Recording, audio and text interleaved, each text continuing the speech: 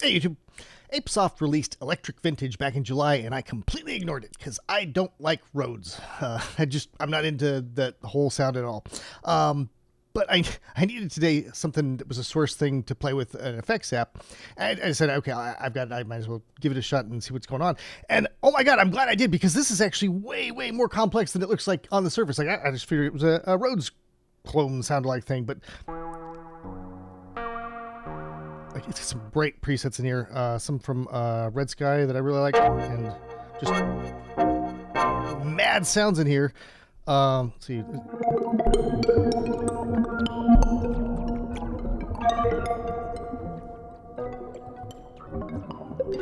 Like, the hell's that got to do with the Rhodes, right? So all of that, like, let me go to the Untamed one here, which is a little bit calmer. Like I've got a hung note. Nope, that's just the insane delay. Okay, so that's what we're hearing is actually a Rhodes underneath all these effects. So we got two different pages of effects. There's this EQ, a slicer, a chorus, a phaser, and then on the second page we've got a wah-wah, delay, reverb, and a distortion. And as I take these apart, you're going to start to hear the Rhodes that's hiding underneath that madness. So let's first get rid of this chorus here. And the phaser, this is going to be a big difference here. It's starting to sound a lot more like a Rhodes. Let's get rid of the wah and the delay.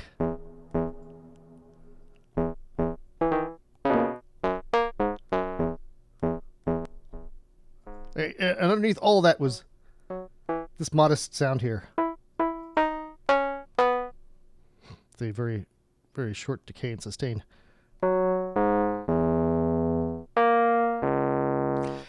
So the thing that really got me excited the most about this, though, was actually the fact that you can modulate everything, every goddamn thing on here. Because this is apeSoft, right? They make some really deep apps that look simple on the surface, but every single thing. Like, you double tap on this, and now we got a whole bunch of stuff we can play with.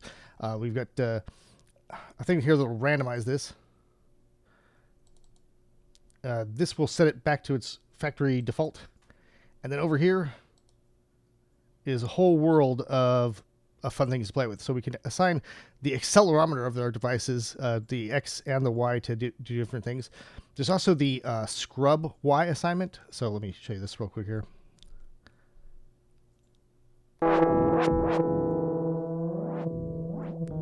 So that as oh, you can't actually see me doing that because it doesn't show finger presses. Okay, so as I'm, sorry about that.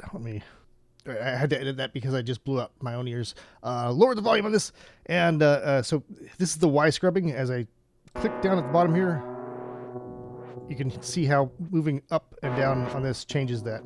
And interestingly enough, like if you play it like this, where okay, I'm tapping it at where that point was, and you see it's moving around. As I'm playing through other keys, it only changes on those other keys if I make any kind of movement. So that's a very interesting way to play with it. But the thing that got me most excited about, oh my God, it's going to blow your mind, right?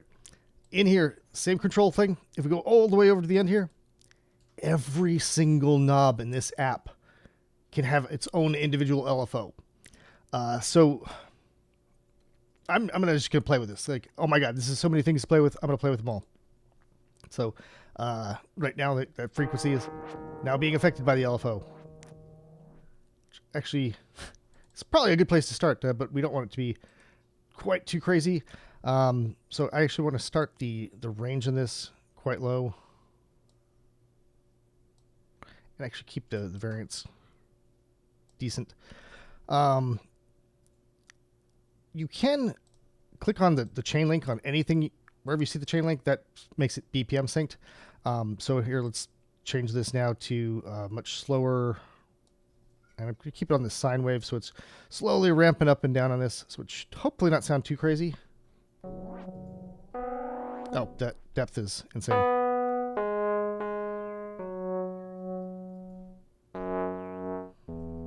Bring down some of that feedback.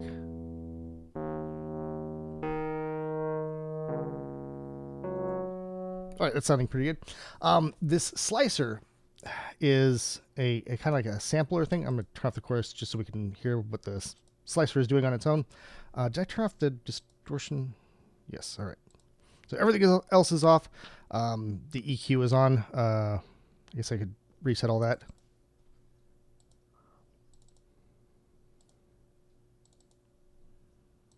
All right, so this is the slicer. It is on, and right now it's grabbing a, let's calm this all down because this is kind of crazy. That might be loud. All right, so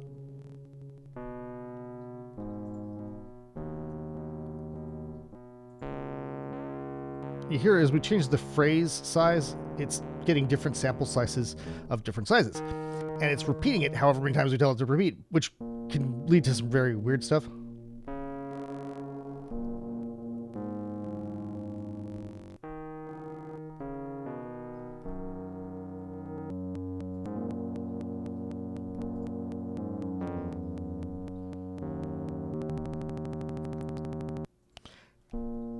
It sounds like my Rhodes is glitching out.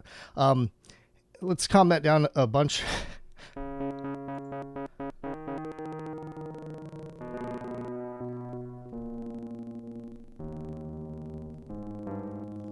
Now, the thing that I've found that makes the biggest difference here is this triangle. It will smooth the in and the out of whatever sample slice it's taking at that moment. So, see, that was a much calmer sound than. Let me raise the volume so you're hearing this clearly. All right, so that's without the smoothing, much smoother. So now we got like an interesting timbre that's going on here from this slicer.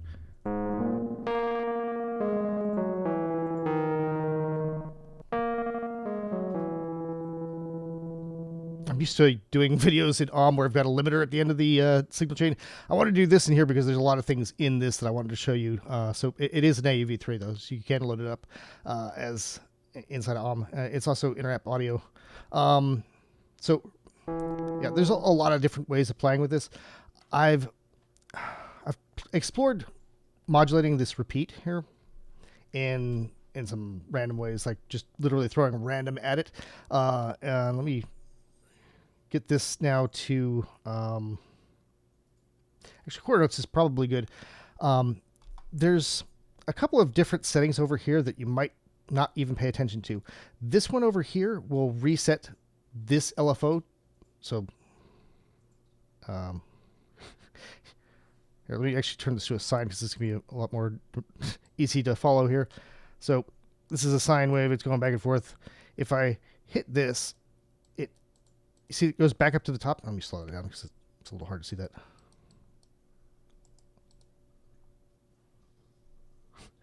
Spoiler, just showed you something else here. So yeah, it goes back up to the top. It resets the phase of this LFO every time you hit this. But if you hit this, it resets all of the LFOs. So you see the frequency in the chorus here will pop up to the top every time I hit this button too. So we can keep our stuff at different, like we can do all kinds of different rhythmic things by having one at a different tempo speed versus the others, but all synced with this simple button here that resets the phase of all of them. So I actually want to keep these repeats relatively calm here because, as we've seen, it can be a bit obnoxious when you get too many repeats going.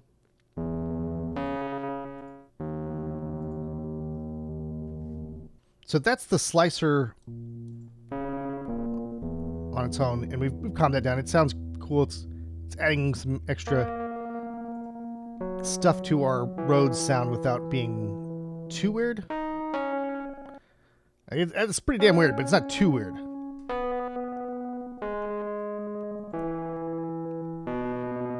And maybe let's reduce this range a little bit more. So instead of going up to 9 here, it's going to go to like 6. All right.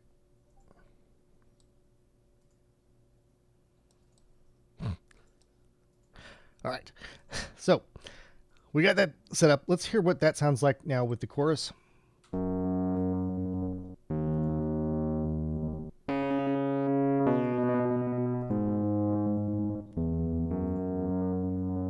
That is a really cool sound. I'm very happy with that. The phaser I'm actually going to ignore because I think you got a pretty good taste of that in the intro here, where it's just, it's a phaser. It does interesting phasey things, and if you're trying to do interesting phasey things, this is a lot of parameters in this phaser that you can play around with, and it's got a lot of ways that you can play around with that, since everything can be modulated. So let's just, for shits and giggles right here, play with the stages. Like, that's pretty interesting, right? It's got the kind of a clock thing going on. Let's see what happens when we max out this range here and let this go.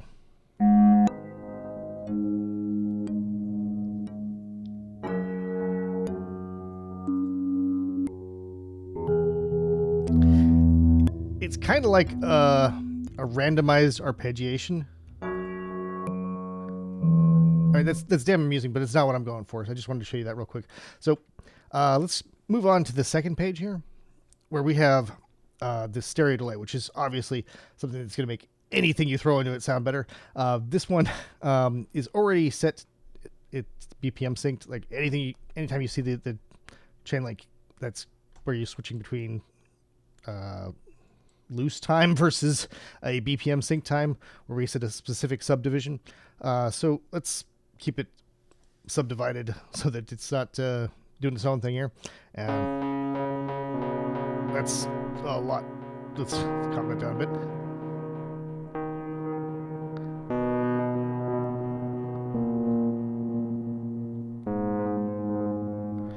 Okay. I want to show you the cutoff on this.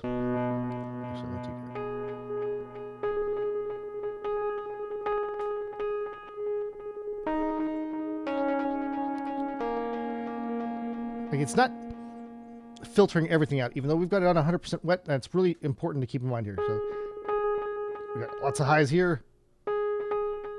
We've still got the highs, but they're not going through the delay, right? Like, so, like, you're still hearing it, even though we're at 100% wet.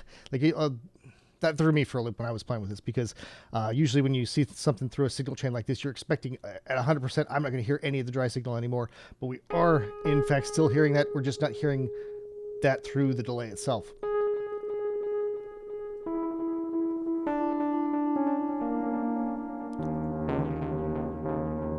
So you can set it to give me that kind of warm mid-low. Let that roll around in there.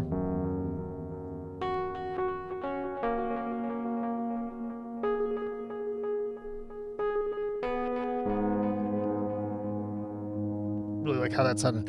I kind of feel like I should be taking some of these things off while I show you new things. So let me just take the slicer and chorus off real quick here. Here's this just totally straight Rhodes sound through that delay we just did.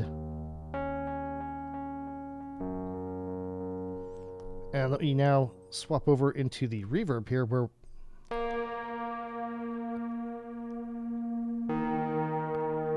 if it's damp, we can try to shape the frequencies that we're specifically catching. Now, you hear how that got really low. Typically, you wouldn't want the lows in your reverb because it can get muddy.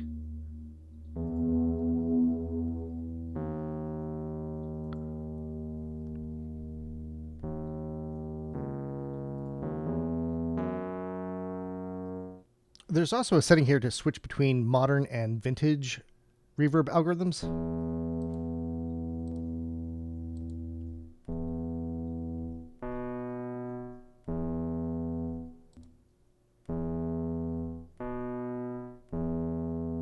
So it's a I'm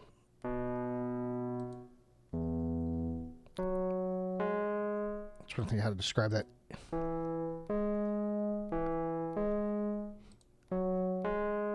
The vintage feels a little warmer to me, but that could just be because that's what my brain expects vintage to sound like. Let me turn the delay and everything else back on. I'll try to fine tune this reverb to what we've got, because I'm actually thinking about keeping the lows in here with the dampening, because we've got that great, here's without the reverb.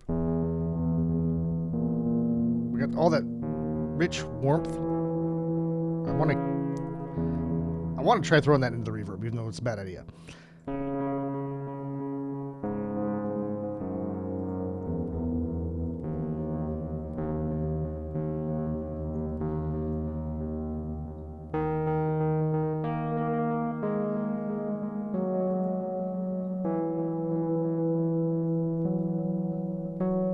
So right now I'm just kind of tweaking the decay to and the damp to the point where I think it's as far as I can reasonably push it.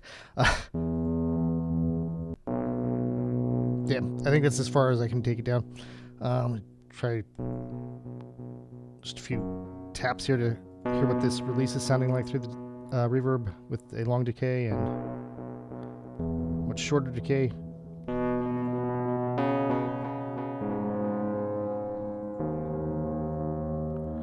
And then finally, we've got the distortion. I don't think there's any point in me turning everything else off. So let's just start distorting this. Oh, shit. I am really just way too spoiled by working in and having a limiter at the end of my signal chain.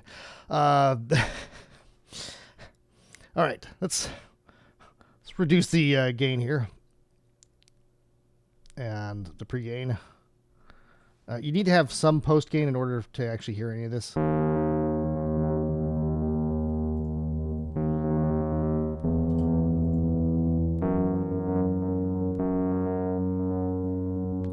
I'm just screwing around with the.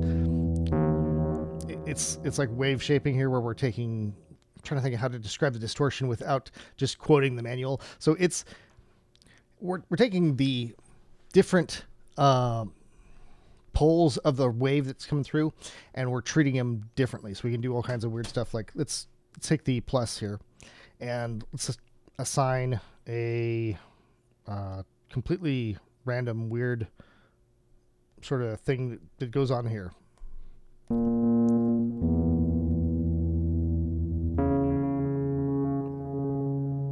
It's going a little too slow though. Try increasing the speed of that. I wanted to play around and actually play through it, but I realize now that that's not a particularly good demonstration of what the distortion is doing if I'm playing different notes. So here's just to see.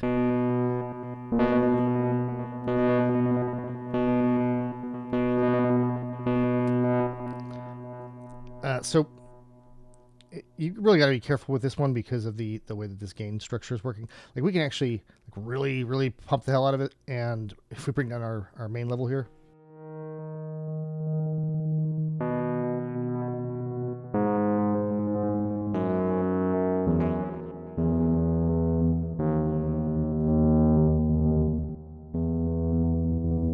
Really clipping the shit out of our sound in that distortion.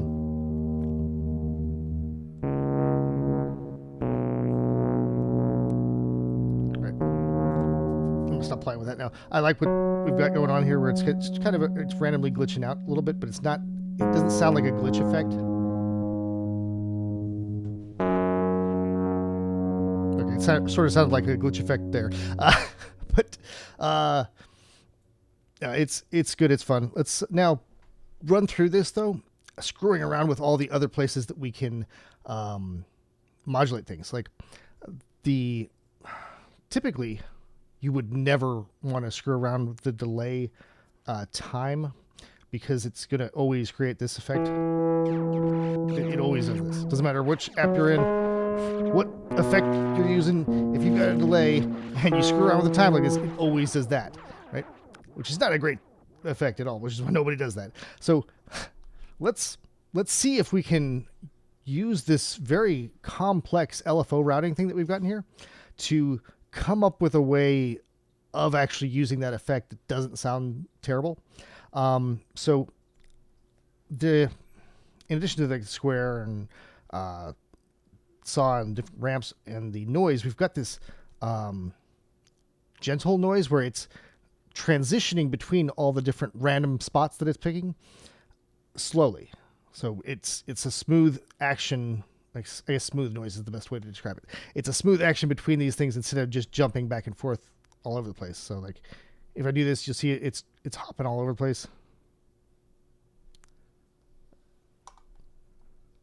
So that's with normal noise. And if I just swap that over now to this smoothed out thing, see how it's gradual. It's moving through things. And I think that gradualness is going to be useful here. But we gotta really make sure that we're not getting too crazy with this. Like we need to slow down the speed and the range that it's screwing around in. We'll start off there and lower this a lot. All right, let's see what that sounds like. So we got a little bit of that effect.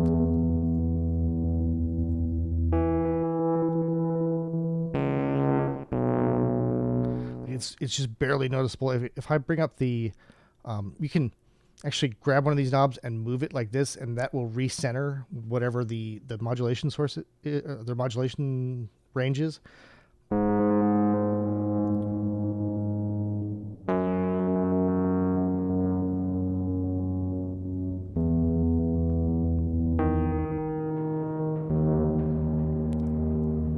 All right, so we got that effect that as it changed dramatically.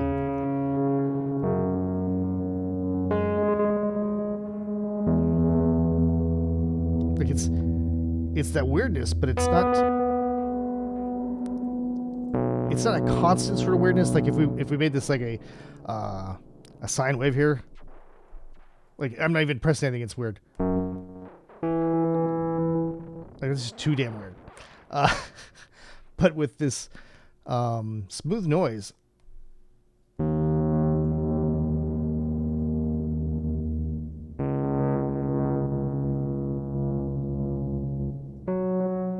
adding variation to our delay, and we're getting that weirdness just some of the time. Like, oh my god, that was so fun. I hope you heard that. I might have to boost that part in the editing because it was a little quiet, but that was really fun.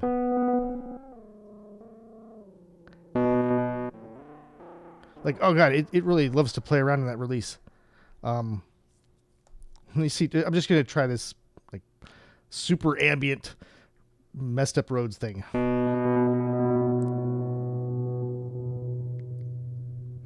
That was disappointing.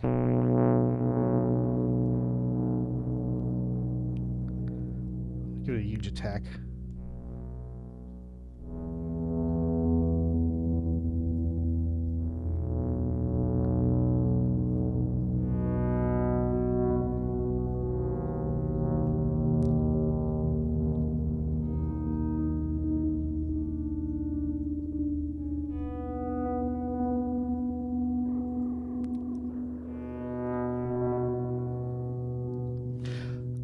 I am having a lot of fun with that. All right, a big edit later. I got distracted. Like this is just way more fun than I was expecting. I was planning on doing all kinds of different modulation stuff and like modulating all over the place, but I got super distracted with this and just really fell in love with this rich ambient thing that I've got going on. So I guess I'm gonna call the video here. Like I hope that I've made an informative video where you can see that this is electric vintage. It is a Rhodes, but you can make it sound like damn near anything else. Like it's got so many different effects in here that it goes way beyond a Rhodes and can veer off into all kinds of fun territory to explore. Like I'm actually trying to get this video done now so I can go back to exploring it. So thank you very much to all my Patreon patrons for making these videos possible. Take it easy, folks.